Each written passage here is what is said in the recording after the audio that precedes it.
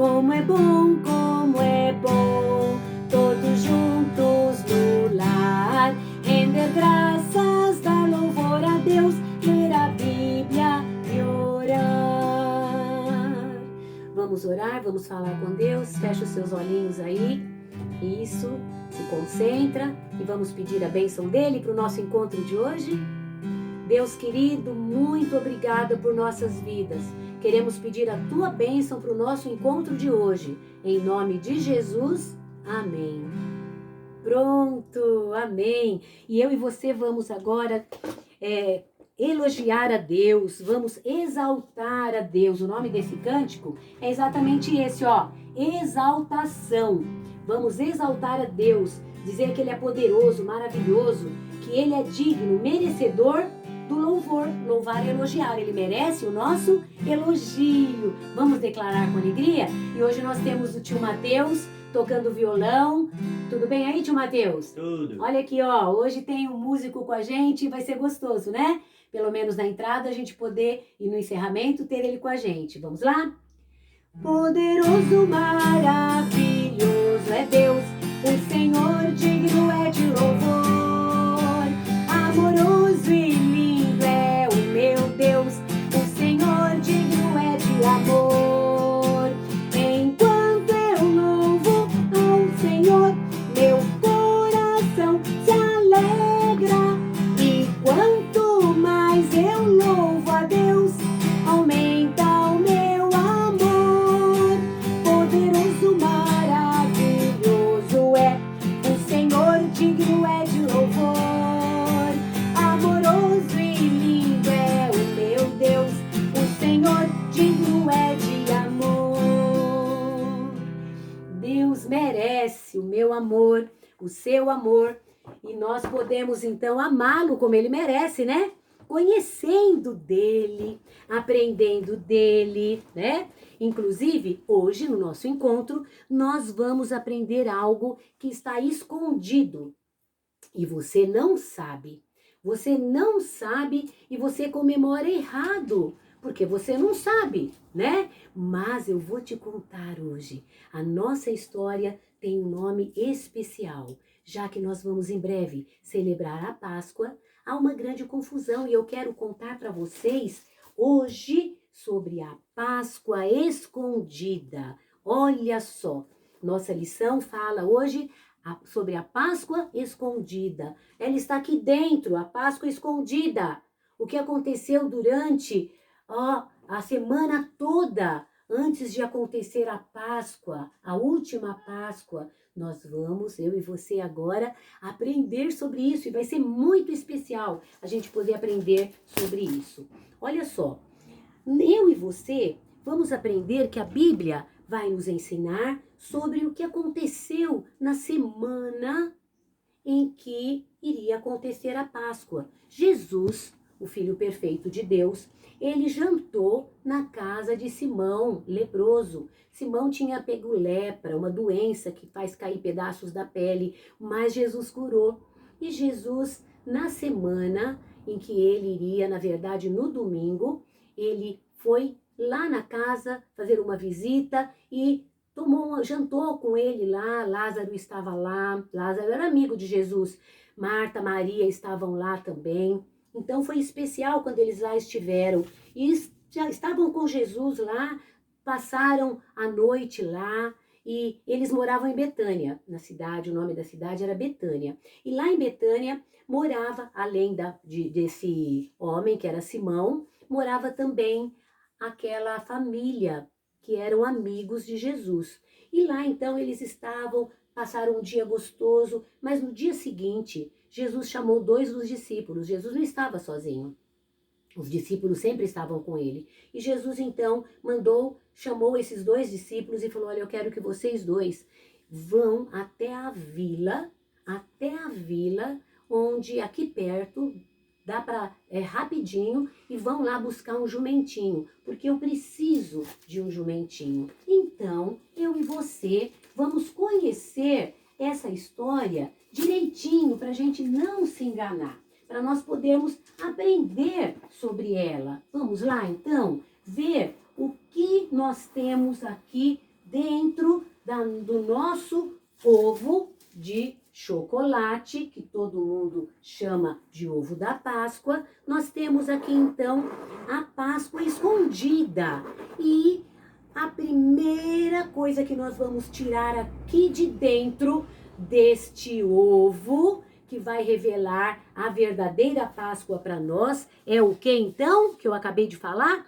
Um jumentinho. O jumentinho foi aquele bichinho que os discípulos trouxeram para Jesus, pegaram emprestado de um homem. Por quê? Porque a Bíblia, a palavra de Deus, tinha dito lá em Mateus 21, 1 e 2, que eles foram pegar esse jumentinho emprestado e eles trouxeram então para Jesus aquele jumentinho. Jesus ia precisar do jumentinho. Por quê? Porque Jesus teria que entrar na cidade de Jerusalém. E diz a palavra de Deus, o profeta Zacarias tinha dito que ele iria entrar sentado no jumentinho. E ele então pegou aquele jumentinho, os discípulos trouxeram, e sabe o que eles fizeram? As pessoas que estavam lá tiraram as capas. Estava todo mundo com uma capa, né? E tirou a capa assim e colocou em cima do jumentinho. Alguns deles colocaram a capa em cima do jumentinho. Para quê? Para que Jesus sentasse em cima. Mas não foi só isso também, não. Quando Jesus foi para Jerusalém e ele subiu em cima daquele jumentinho, quando colocaram a capa, as pessoas também pegavam suas capas e jogavam para que o jumentinho passasse em cima, porque eles estavam arrumando um espaço, um lugar especial para que Jesus passasse. Alguns pegavam folhas de palmeiras e grandes folhas, sabe? E também ramos de palmeiras e colocavam no chão para que as pessoas passassem, para que o jumentinho passasse por cima. E alguns abanavam aqueles ramos também e gritavam: Hosana! Hosana! Hosana quer dizer salva-nos. Olha que coisa! Salva-nos! Salva-nos, Hosana, Hosana o que vem, bendito é o que vem, em nome do Senhor. Estavam dando boas-vindas para Jesus, sabe? Dizendo para Jesus que ele era bendito. Essas pessoas estavam reconhecendo que Jesus, o Filho de Deus, era realmente aquele rei. Por isso estavam ali reverenciando, arrumando espaço para que ele pudesse entrar na cidade de Jerusalém. E sabe, é muito lindo, porque o povo dava boas-vindas para Jesus como Messias. Messias quer dizer o prometido de Deus. Jesus foi o rei prometido. Estava se cumprindo a profecia lá do livro de Zacarias 9:9, que diz exatamente isso. O profeta Zacarias havia escrito há mais de 400 anos, olha só, 400 anos antes de Jesus vir, ele estava falando sobre a vinda do Messias, a vinda do Salvador prometido. Está escrito em Zacarias, no capítulo 9, versículo 9. Alegra-te, ó Jerusalém. Olha que lindo! Alegra-te, ó Jerusalém. Eis que o teu rei virá a ti, justo e salvador, pobre e montado sobre um jumentinho. Olha que lindo! Jesus montado sobre um jumentinho. Era uma profecia, algo que iria acontecer, que Deus mandou um homem, um profeta, anunciar ao povo. E foi interessante, isso aconteceu na terça-feira, a entrada de Jesus em Jerusalém. E na quarta-feira, ele começou a falar com a multidão. E ele começou a dizer para a multidão, aconselhando os discípulos que eles deveriam ficar firmes, que todos eles deveriam se cuidar, se amar, um ajudar o outro. Jesus até lavou os pés dos discípulos, sabe? Até lavou os pés dos discípulos naquela semana para que pudessem ver que tinham que ser humildes, um ajudando o outro, como a gente está fazendo agora, né? Durante esta época em que nós estamos com o problema da enfermidade desse vírus, do Covid-19. Então, as pessoas precisam se ajudar, se amar. Jesus estava dizendo isso para eles, que eles passariam por momentos difíceis, mas eles deveriam estar preparados. Isso seria muito difícil para eles. Jesus disse assim para eles que todos eles deveriam se preparar, porque em 2 dias ele seria crucificado. Na sexta-feira ele iria ser crucificado. Jesus avisou os discípulos, deixou os discípulos avisados. Avisou também os discípulos que eles não iam ficar sozinhos, não. Ele mandaria, quando ele fosse, ele mandaria para os discípulos conforto, consolo. Eles não iam ficar sós, que não era para ninguém ficar desesperado. Ele avisou que iria morrer. Mas sabe o que aconteceu? Avisou também que iria ressuscitar. Mas os discípulos se esqueceram, porque a quinta-feira chegou, era a véspera da Páscoa. Jesus, a Páscoa seria na sexta, e a festa dos judeus, né? E Jesus então chamou Pedro e João e falou para eles assim: preparem a última Páscoa para nós, a última reunião nossa, eu e vocês, discípulos, para nós podermos celebrar, vai ser a nossa última Páscoa. Mas a gente está falando de Páscoa, mas exatamente o que é Páscoa? Páscoa é a festa que comemora a saída do povo de Israel, que estava preso por Faraó lá no Egito. Eles estavam presos por Faraó lá no Egito. Do Egito escravo fui, sim, sim, ó sim. Olha a história do povo de Israel. Do Egito escravo fui, sim, sim, ó sim. Do Egito escravo fui, do vil Faraó. Triste, bem triste estava meu coração, chorava, liberta-me, Senhor. Triste, muito triste estava meu coração, chorava, liberta-me, Senhor. Moisés foi a Faraó, sim, sim, ó sim. Moisés foi a Faraó e lhe disse assim: deixa sair meu povo para prestar-me culto, assim diz o Senhor. Deixa sair meu povo para prestar-me culto, assim diz o Senhor. Faraó se endureceu, sim, sim, ó sim. Faraó se endureceu e não deixou ir. Deus enviou 10 pragas, desembanhou sua espada e assim os libertou. Deus enviou 10 pragas, desembanhou sua espada e assim os libertou. Livre, me deixaste livre, livre, Senhor. Livre, me deixaste livre, livre, Senhor. Livre agora então estou, sim, sim, ó sim. Livre agora então estou, livre para ti. Quero prestar-te culto, quero cantar-te glória, glória a ti, Senhor. Quero prestar-te culto, quero cantar-te glória, glória a ti, Senhor. Então, essa foi a história da primeira Páscoa. Por quê? Porque estavam no cativeiro, presos, o povo de Israel. Estavam lá presos, mas naquela noite eles receberam a ordem de Deus de que deveriam matar para cada família israelita, deveriam matar um cordeiro. Um cordeiro, ó.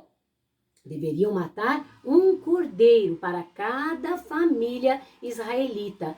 E o sangue do cordeiro, eles deveriam pegar e passar em volta da porta da casa, assim, ó, do lado de fora. Por quê? Era necessário passar no batente da porta. Isso livraria da morte o primogênito, que é o filho mais velho de cada família. Então, eles deveriam estar prontos para obedecer. E os israelitas fizeram isso, fizeram exatamente assim. E foi isso que aconteceu. O anjo da morte passou aquela noite, Deus enviou, ele passou, e no Egito morreu em cada família os filhos mais velhos. Na casa dos israelitas não morreu ninguém, porque naquela época, a palavra de Deus diz em Hebreus 9, 22b, que quase todas as coisas, segundo a lei, porque era a época da lei, né? Então, era a época da lei, era assim, quase todas as coisas ali, segundo a lei, se purifica com o sangue. E diz Hebreus 22b que sem derramamento de sangue não há remissão, não há perdão. Então, aquele cordeirinho tinha que morrer para que o seu sangue fosse passado no umbral daquela porta, para que o povo pudesse então sair livre, estar livre. E como também nós, e assim, quando eles saíram, porque Faraó deixou eles saírem, quando o filho dele morreu e os primogênitos do Egito morreram. Foram 10 pragas e na 10ª, então, Faraó falou, vão embora, vão embora. E eles foram. E aí eles foram celebrar a primeira Páscoa. Assim aconteceu a Páscoa. Páscoa quer dizer passar por cima, proteger. Deus protegeu a família dos israelitas. Por quê? Por causa do sangue de um animal inocente. Aquele sangue estaria simbolizando o sangue do perfeito Filho de Deus. Então, o povo judeu começou a comemorar a festa, assim que eles saíram do cativeiro, celebraram uma grande festa. E naquela festa que eles celebraram, aquela festa tornou-se uma festa, a festa principal do povo judeu, porque foram 400 anos, mais ou menos, no cativeiro, sofrendo nas mãos de Faraó. Então, eles, como também eu e você cremos em Jesus, nós cremos que ele também é o Messias, o prometido de Deus, nós também, mesmo sem ser judeus, podemos celebrar a Páscoa. Mas como é que eles celebravam a Páscoa? De onde veio essa ideia de chocolate? Será que eles comiam chocolate? O Senhor mandou eles comerem chocolate,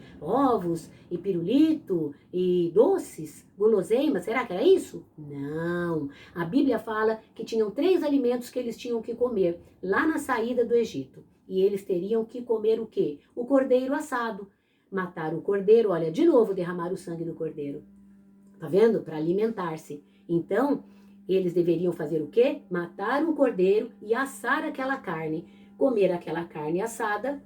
É claro que aquele cordeiro estava representando Jesus, o perfeito Filho de Deus, que lá em João 1,29 diz que ele é o Cordeiro de Deus que tira o pecado do mundo. E eu e você, então, acreditamos que deveria ser assim. E esse Jesus que tira o pecado do mundo ia tirar como? Morrendo, se entregando, né?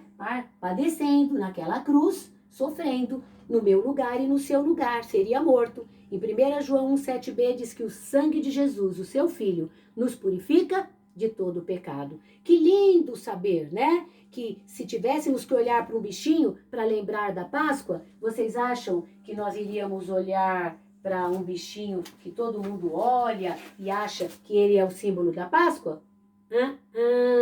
Nada de coelhinho. Nós iríamos olhar para que bichinho? Para o cordeiro. Ele é o símbolo. Jesus é o nosso cordeiro pascal. Ele, né, se entregou por nós e nós vamos ver como foi isso. Por isso, o primeiro alimento era um cordeiro assado, a carne assada do cordeiro. Eles também deveriam comer pães asmos, pães sem fermento. Por que o pão sem fermento? Porque o pão puro, sem fermento, ele não tinha a massa alterada. Que o fermento, ele aumenta o pão, altera a massa. E esse pão representa quem? Jesus, que é puro, né? Ele não tem, Jesus não fica uma hora triste, uma hora alegre. Jesus não é como a gente, uma hora tá com dor, outra hora tá sem dor, não. Jesus é imutável, então ele é puro na sua essência, ele não tem alteração de humor, Jesus não pode melhorar, ele é o que ele é, sempre foi, sempre será. Então, o pão tinha que ser só de água e farinha, é o pão asmo. Esse era o segundo alimento. E o terceiro alimento? O terceiro alimento tá assim, e o fermento, na Bíblia, ele simboliza o pecado, tá? Porque o pecado, ele altera a nossa vida também, né? Então, ele faz com que a gente mude e não seja uma pessoa de coração puro. Então, o pão tinha que ser sem fermento, pão asmo. E o terceiro alimento eram ervas amargas. Por quê? As ervas amargas faziam o povo do Egito lembrar, o povo de Israel lembrar do sofrimento que eles tiveram quando estavam presos lá no Egito. Então, a primeira Páscoa, o alimento da primeira Páscoa era esse. Olha que coisa linda, se a gente poder aprender que quando eu e você aprendemos, a gente vai poder comemorar da maneira correta, né? Mas esse alimento, a carne de cordeiro assada, os pães asmos e as ervas amargas, Deus tinha dado a ordem que eles tinham que comer isso naquela Páscoa, na saída do povo do Egito. E sempre que eles celebrassem a Páscoa no Velho Testamento, eles comiam esses elementos, tá bom? E alimentos também, né?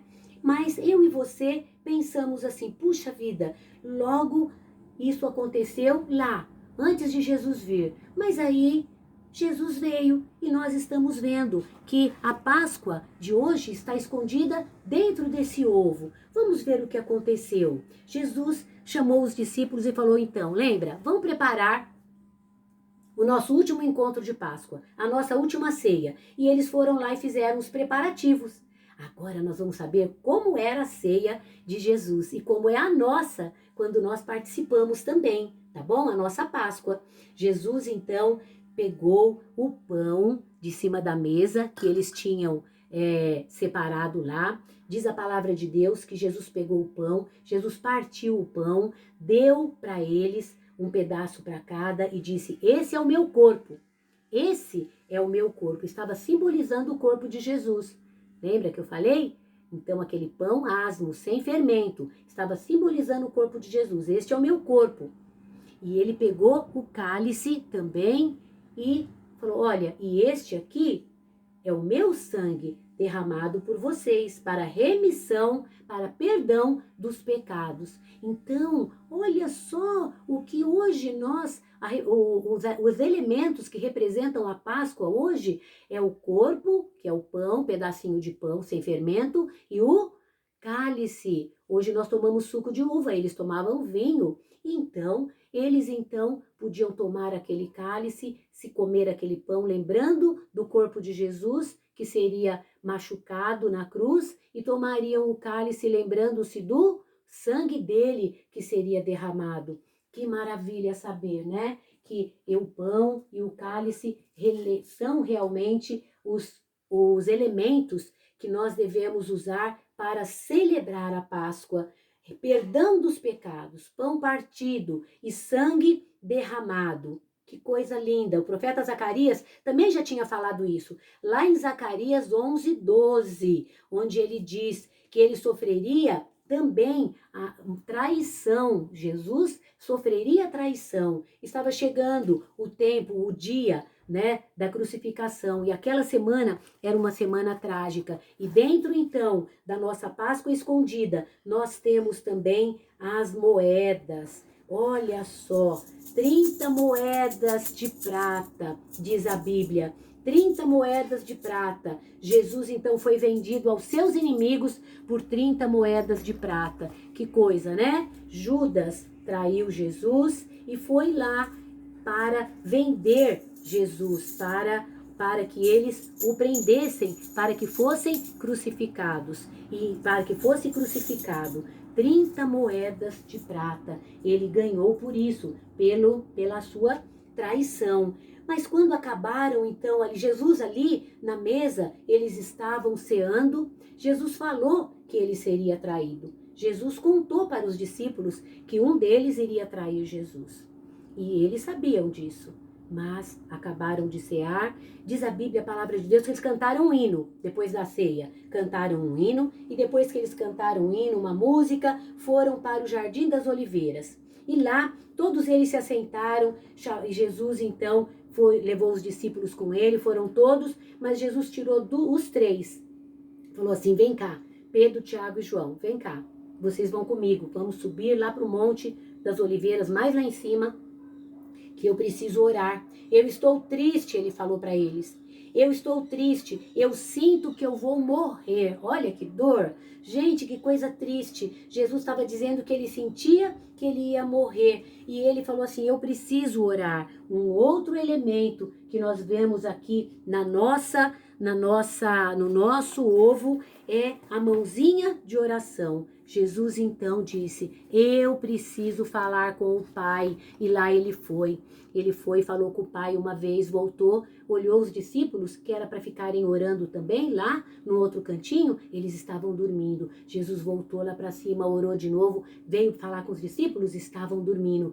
3 vezes. Nossa, que triste. Ele estava tão triste, e ele falou assim para Deus, ele falou assim, Pai, se for possível, eu sei que tudo é possível para o Senhor, mas se for possível, né? Dá um jeito para eu não passar por isso. Eu sei que vai doer muito, muito, muito. Ele sabia, porque ele também era 100% homem. Ele sabia, ele disse, vai ser muito difícil para mim. Então, eu preciso que o Senhor me ajude, porque eu quero que o Senhor faça passar de mim esse momento. Será que é possível? Mas se não for, que se faça a sua vontade. Gente, ele sofreu tanto ali orando, que diz a Bíblia que ele suava gotas de sangue. Saía dos poros dele suor de sangue. Você pode imaginar como foi cruel, como foi triste, como foi dolorido para Jesus aquele momento ali. E ele sofreu, e ele ficou lá no Getsemane, sofrendo, sofrendo, sofrendo. E ele falou para os discípulos,